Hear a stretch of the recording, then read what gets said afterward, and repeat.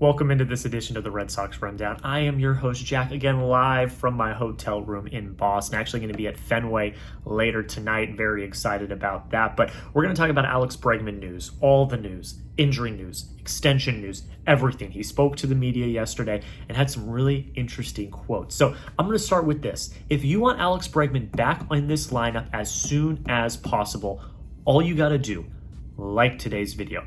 I want to see hundreds of likes on this video because I think every single Red Sox fan can agree that Alex Bregman needs to be back in this lineup as soon as possible. So we're going to talk about that. We're also going to have the highlights from Garrett Crochet versus Chase Burns.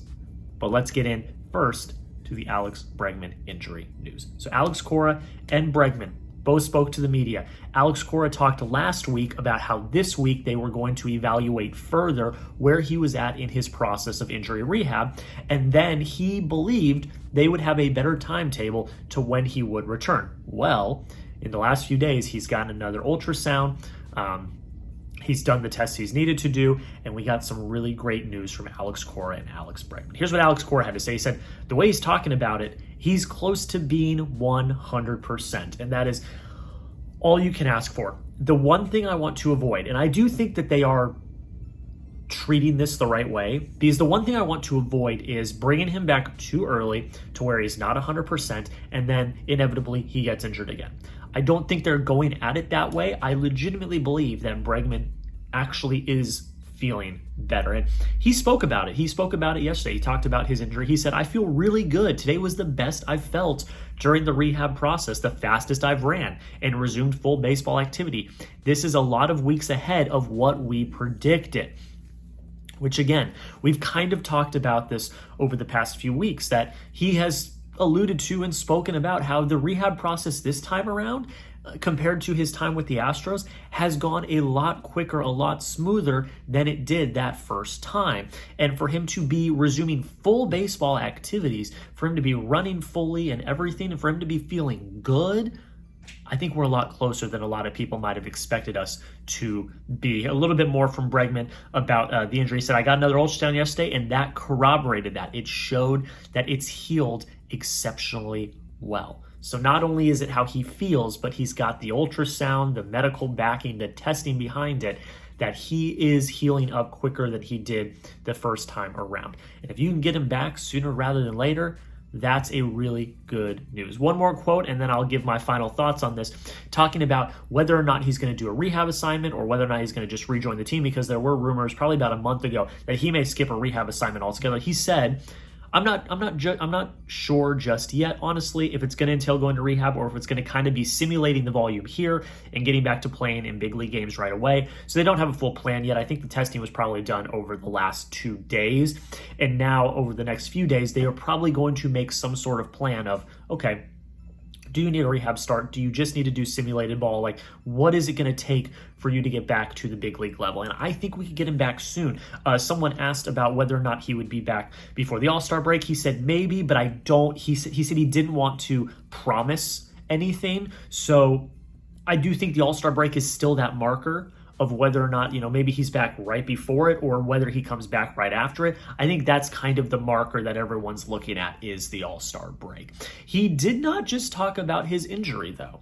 He talked about extensions, and we talked about this in a video a few days ago where Scott Boras said to Tim Healy that they are willing and ready to listen to any extension talks with the Red Sox. And that, for a Scott Boras client, Scott Boras, he's very, he wants to do what's best by his clients, which is, of course, his job. And a lot of times that is know your worth, wait till free agency, and go get the bag in free agency. So it's interesting that Boras is so openly talking about, oh yeah, we're down to talk extension right now, blah, blah, blah. Even when his value is low because Bregman's been injured for half the season, half of the season they've played so far. So it is that's an interesting thing that Boras is saying. But I do think that, at the end of the day, the players run the ship. Boras is going to do everything he can to get them the best bag, but at the end of the day, it's where the player wants to go. And I do think that Alex Bregman's love for Boston has played a pretty big part in this. And here's what Bregman had to say. He said, we're open to listening to anything they have to say, which is, kind of just reiterating what Scott Boras had to say. But here Here is the kicker. This is what Alex Bregman had to say about Boston and playing in Boston in particular. He said, I expected to love playing here, and I have definitely loved playing here. It's a great place to play baseball, and being able to play for this organization is awesome. My expectations were all very positive, and it's definitely lived up to those positive expectations. So Bregman also went on to say that it's very important that his next contract is his last. He wants to sign an extension with a team to play with a team for the rest of his career. And I think Boston is the perfect fit. The ballpark is the perfect fit for him. He lives for this culture. This is the type of culture that he loves. He loves high pressure situations. Boston is one of the most high pressured sports cities in the entire country. And he is that veteran leader that the Red Sox desperately, desperately need with all of these young players. He's already taken Roman Anthony and Marcelo Meyer and Christian Campbell when he was up here. He's in AAA right now, but Roman Anthony and Marcelo Meyer, especially Roman Anthony, under his wing. They are always talking in the dugout. They are always talking, in the clubhouse. Remember, Roman Anthony's locker is now between Jaron Duran and Alex Bregman's locker. So, having that veteran presence is very important because this is a young team. We know this. This team has 4 or 5 rookies in the starting lineup. And then your rotation also has some rookies in it as well. This is a really young team, and getting Alex Bregman here is a veteran presence that you need. You really need Bregman to stay. And you got to lock him down. Lock him down for the rest of his career.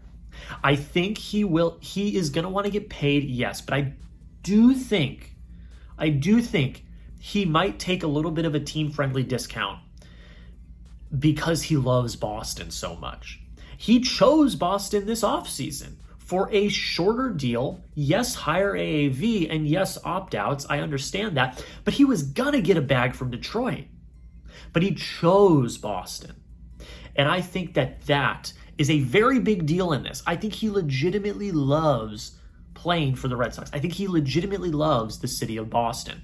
So if I'm Craig Breslow, I am starting this dialogue as soon as possible. Extend him now. Do not let him hit free agency, because if you do, then you're going to get into a bidding war, and it's a bidding war that I don't think the Red Sox are going to win, because there were reports that have come out over the last few days that the Detroit Tigers are reportedly going all in on Alex Bregman if he makes it to free agency. I don't think you're winning that bidding war. I don't. I genuinely don't. Lock him down now so that he doesn't hit free agency. Will the Red Sox extend Alex Bregman?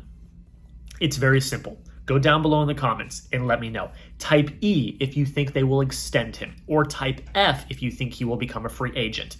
Let me know in the comments. I want to hear your thoughts. I do think that eventually a deal will get done, but I am at least a little bit worried, to say the least. But you let me know. E for extend, F for free agency. Let me know down below in the comments. Few more news notes to talk about before we talk about the game last night. Jordan Hicks made his Red Sox debut yesterday. He pitched really well. He got activated off of the IL, and Zach Kelly was sent down to Worcester. It was a little odd because Kelly did leave the game on Sunday, due to right oblique stiffness. And but according to Alex Cora, him being sent down had nothing to do with the injury. I guess he's okay, which is good news. I guess the MRI came back clean from everything that we heard. So yeah, Zach Kelly was the one that was sent down. That makes sense. Kelly has been okay this year, but he hasn't been, one of the best relievers in this rotation. Every time he comes into the game, I'm not comfortable with Zach Kelly in the game. So Jordan Hicks got the call. We finally have one of the players from the Rafael Devers trade up on the Major League roster. And so far, it's only one outing, but so far so good. Jordan Hicks pitched really well last night against Cincinnati. And then last but not least, before we get into the game, Masataka Yoshida is going to begin a rehab start, or is at least expected to begin a rehab start in Worcester today. He's going to serve as the DH for the first 2 rehab games, and then will likely play in the outfield. So Masa's coming soon. Masa's going to be back soon. We talked about this a few days ago. Cora talked about this DH platoon with him and Rob Refsnyder. Hey, I could get on board. Look, Masa, is he going to offer you a lot defensively? I don't think so. I think him playing in the outfield is to potentially up his trade value, although I don't think he's going to get traded at the deadline. But Masa does what the Red Sox need. He puts the ball in play. He finds spots. He's not looking to hit home runs, although he does have home run power. He's not looking to hit home runs. He's looking to have good situational baseball. And that's something in this lineup that you could really use because, again, a lot of the players in the lineup are looking to hit home runs. And I don't know if that's on Pete Fatsi. I don't know if that's on the players themselves. But the approach at the plate is not always good. And Masa always has a great approach at the plate. And it's always looking to hit line drives, looking to put balls in the gap, looking to move runners over. And that is something that you could use in this lineup. He is kind of like a Luis Ariz light. He's not as good as Luis Ariz when it comes to average and putting the ball in play, but he is that mold. And I think that that is something you could really use in your lineup going forward. Will Masataka Yoshida actually contribute to this lineup? And this is a kind of more of an open-ended question, but I am going to give you a Y for yes or an N for no. Does he have a major impact in the lineup when he comes back? Does he come back and contribute instantly, get a bunch of hits, hit people in, do all of this, or does he kind of just flame out and not really contribute at all? Y for yes if you think he contributes, and for no if you think he does. And this one's a little bit of a trickier one to talk about, but I did want to ask you guys, what do you think his impact will be when he gets back to the major league lineup? All right, we're going to talk about the game here in 1 second, but first, I'm just going to ask y'all, if you haven't already, please consider hitting that subscribe button. We're going to be at Fenway again tonight and tomorrow night for the last 2 games of the Cincinnati Reds series, so don't miss any of the coverage. We're going to be posting shorts like we did at the first game. I'm going to have my reaction shorts outside the stadium, or hell, maybe even inside the stadium after the game as well. So don't miss out. Hit that subscribe button. More content coming from Fenway over the next few days, and then, of course, daily videos after that every single day. Red Sox win 13-6. This was supposed to be a pitching duel between Garrett Crochet and Chase Burns, and it turned into the exact opposite of that. Chase Burns looked bad, which he's a rookie. And his first 2 games ever were in Yankee Stadium and Fenway Park. I couldn't imagine a more tense situation for a rookie. But yeah, Chase Burns looked really bad. He only got 1 out, and then he was chased in the first inning. He gave up 5 hits, 2 walks, 7 runs. 5 of those runs were earned, including it was a 3-run home run from Trevor Story. TS10 is back, ladies and gentlemen. He is all the way back. But yeah, Chase Burns didn't look great. And that sucks because I want Chase Burns to be successful. I was very high on Chase Burns coming out of the draft last year, but it was great to see that the Red Sox instantly were mashing him. And I do think, and I think there is some credibility to this, I do think that Chase Burns might be tipping his pitches. So hopefully he fixes that. But the Red Sox saw that and they adapted to that and they mashed. And that's really good to see that this lineup is actively focusing and looking and tuning their approach to certain quirks that they find with a pitcher. Because, if you find out a pitcher's tipping pitches, that's not illegal. You can share that information if he's tipping pitches. That's just good gamesmanship, and that's good baseball. So they absolutely teed up on him. He was out after 1 out, and at that point, the Red Sox were already up 7-0 in the first inning for Garrett Crochet. Garrett Crochet pitched well. He gave you 6, but he gave up 7 hits and 1 walk, 8 base runners. And he did have 5 runs. Only 4 of them were earned, but 5 runs. He did get mashed a little bit. His command was a little off. He was not controlling the zone like we're used to him doing.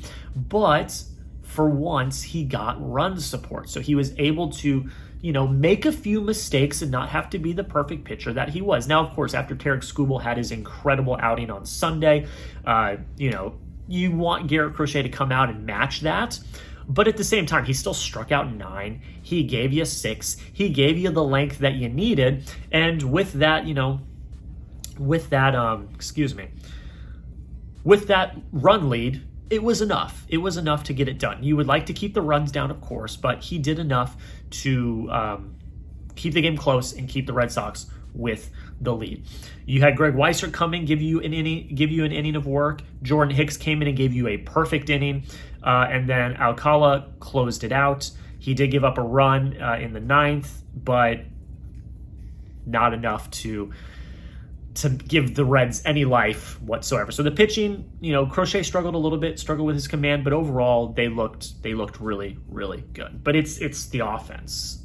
You put up 13 runs. Now, Will they score any more runs the rest of this series? Again, it's like they'll put up double digits and then they'll score no runs for the next 5 games. So I hope that continues. I thought Chase Burns was probably the best pitcher they were going to face of the 3. You got Brady Singer today, and then I don't actually know who they face tomorrow. I'd have to look that up. But the Red Sox torched the Reds last night. 14 hits, 6 walks, which is great to see. You love to see them drawing walks. You only struck out 5 times, and you scored 13 runs. Roman Anthony had another multi-hit game. He went 2 for 5. He had a run and an RBI. He did strike out twice, though, but he's got his average up to 210 now. And I said this in yesterday's video. I said if he has another few multi-hit games, he could have his average up in the mid-200s like that. And he's already up to 210 on the year. He struggled starting out of the gate, and that's okay. He was getting a little unlucky with the placement of some of his hits, and but now the hits are starting to drop in, and he's starting to make an impact, and he's playing well, and that's exactly what you want to see, who everyone is banking on being the future of your franchise. He's looking pretty good. Carlos Narvaez had a multi-hit game. He went 2 for 5. Trevor Story went 2 for 4. He had a multi-hit game. He had the 3-run home run in the first. Marcelo Meyer had a multi-hit game. He just got back from the bereavement list. He went 2 for 5 last night. And he looked really good. His average is up to 220 as well. He's got an OPS over 7, which is great to see. But it is the Wilyer Abreu game. He made basically history. I mean, it's not the first time it's been done, but it's the first time it's been done since Roger Maris. He had an inside-the-park home run, which everyone thought was just a regular home run. He stood in the box and he admired it, and he still scored on an inside-the-park home run in Fenway Park. I believe the first inside-the-park home run by a Red Sox since 2011, Jacoby Ellsbury, which was awesome to hear. I heard the radio call. We were coming back from Nantucket, and we were listening to the radio call, and it was absolutely awesome. Will Fleming and Will Middlebrooks are an awesome duo. And then he had the grand slam to cap it off and basically seal the win for the Red Sox. First player to hit an inside-the-park home run and a grand slam in the same game since Roger Maris in the 50s. Rarefied air, ladies and gentlemen. Wilyer Abreu absolutely crushed yesterday. It was his game. It was time for him to take a bow, and I was very, very happy to see that, and the Red Sox end up with the win. All right, I'm going to finish off with this question. Do the Red Sox win the series? They got 2 more games. I'm actually going to look up real quick who the pitcher on Wednesday is. Brady Singer is today against Richard Fitz. And then on Wednesday, it is Brian Bayo facing off against Nick Martinez. Okay, so Nick Martinez, not bad. He had a no-hit bid, I believe, in his last outing into the 9th inning. So not someone to scoff at. I did have them losing the Bayo matchup, but I do have them winning the series. So you let me know, yes or no. Do the Red Sox win this series? Again, Brady Singer versus Richard Fitz today, and then tomorrow Nick Martinez versus Brian Bayo. You let me know. I'm still going to say yes. I think winning yesterday against Chase Burns was huge for their confidence. And also, I'm sorry, I keep stringing along, but I also want to look at the standings as well. We're gonna be standing watch. 7 games back in the division. I believe the Yankees lost yesterday to the Blue Jays. That's not really what matters, though. What matters is the wild card. You are 3 games back in the wild card, so you string together a week or so of some good games, you're cooking with gas. You know, the Mariners and Blue Jays and Rays are all hot right now. They've all won 6 of their last 4. They're the ones that lead in the wild card right now, but there's a lot of ball left to be played. You're not even at the All-Star break yet. You got plenty of time left. So do they win the series? Yes or no? Let me know in the comments. That's where we're going to end it, guys. Thank you all so much for watching. Again, we're going to be at Fenway tonight and tomorrow night. So if you're there, say what's up. We got some pretty good seats. So if you're there, DM me on Instagram or Twitter, and we can say what's up. I met Austin at the first game a few days ago. He was awesome. It was so nice to meet him. So if you're at the game, let me know. Say what's up. We can hang out and talk for a little bit. But that's pretty much it, guys. Make sure you subscribe. Don't miss out. And until next time, go Sox.